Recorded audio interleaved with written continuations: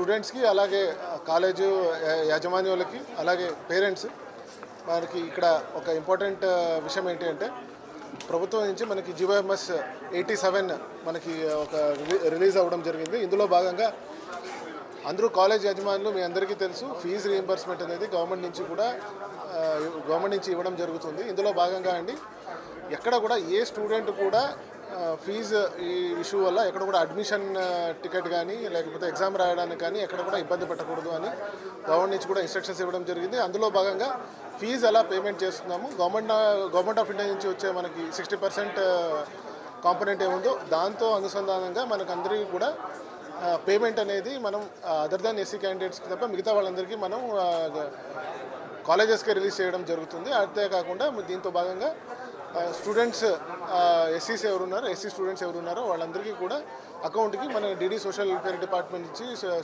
Department నుంచి accounts collect చేస్తూ వాళ్ళందరికీ టైం టు టైం రిలీజ్ చేయడం జరుగుతుంది. ఇక్కడ ఏంటి అంటే కాలేజ్ యజమానులకి మనం అప్పీల్ చేయడం ఏంటి అంటే ఎక్కడ కూడా ఫీజు ఇష్యూ వల్ల మన అడ్మిషన్ టికెట్స్ కానీ ప్రాక్టికల్ ఎగ్జామ్స్కి అటెండ్ అవ్వకుండా చేయడం కానీ ఇట్లాంటివి ఎక్కడ కూడా చేయకూడదు.